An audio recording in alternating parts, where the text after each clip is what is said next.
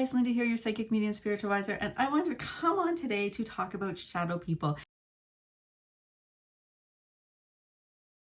And why are we talking about this? Because there are two different shadow people that people are seeing, but it can get very, very dangerous if you don't know what you're dealing with. So let's dive in and find out what you might be experiencing in your home or when you're out and about. So the first shadow person is actually a spirit of a person. So these types of shadow people you will see like hair or the shape of clothing or a hat. They have some distinct features, even though it's just a black shadow. You can actually still see some features on that person.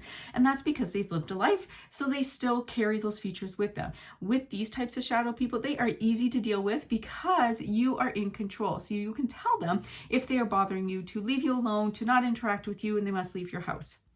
Your loved ones aren't going to come to you as a shadow person.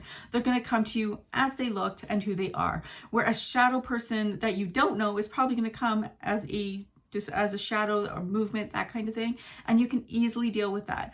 The other kind of shadow person actually has never lived a life, and so they are just the shape of a person. There's no distinct features, and a lot of the time they're like a really solid, like ink black. They're very, very dark, but they have zero features, and that's because they've never lived a life.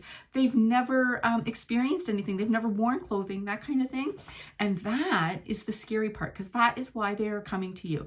They are fascinated by you. They want to know you more. They want to take over you because you have the things that they want. They've never experienced it. So that is why they can be quite dangerous. And it is something that you have to battle almost on a daily basis in order to keep them at bay. Because like I said, they're obsessed. They want to be you. And that can be scary. They can mimic your voice. So your family might hear like you calling their name, that kind of thing. Meanwhile, it's actually the shadow person starting to mimic you. So it's kind of dangerous. So what do you do if you have that kind of shadow person? If you've been following me for a little while, you're surrounding yourself with the white light of the Holy Spirit, protecting yourself from any and all negativity. It's so important. But then you have to set the rules. You have to tell it to leave on a daily basis. It is not allowed to be there. It is not allowed to interact with you or your family. It is not allowed to touch you or come near you. It is blocked from your home. Now, you do have to say this on a daily basis until it leaves. You have to set the rules because this is your home, your world. They have to listen, but shadow people never lived a life. So the rules, they push them. They push them hard, and you don't want them in your home. So say it on a daily basis till you no longer feel them. Now they might disappear for a bit and then they might come back. So you got to do it again. You got to set the ground rules, tell them to leave, all that kind of stuff. You never ever want to allow this type of shadow person to stay and remain in your home or get closer to you, because it can be quite dangerous. So those are the two different kinds of shadow people. I know that there's been lots of confusion because one is a spirit of a person and one is more of an entity that's never lived a life and they're dangerous. So in both cases, you're in control. You set the rules for your house. The spirit will listen the first time. Shadow person's going to push those buttons.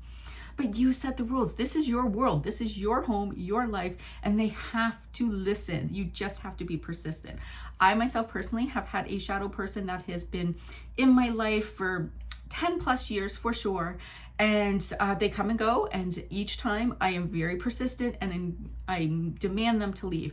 My shadow person is tall and up to the ceiling, stands in the corner of my bedroom, and sometimes if it's daring enough, it'll come right to the side of my bed. But I'm in control, right? So as an adult, I don't have to be afraid. But if that's coming to like your kids, that's terrifying, right? So you have to listen to them when they say they hear stuff. It breaks my heart. Oh my gosh, it breaks my heart so much when I hear parents telling them there's no such thing as ghosts, there's nothing under your bed, there's nothing in your closet. Please listen to your children. If they are seeing something, if they are feeling something, validate them, empower them, to teach them the white light prayer, empower them to say, you have to leave, this is my house, you're not allowed in here, and close the closet doors.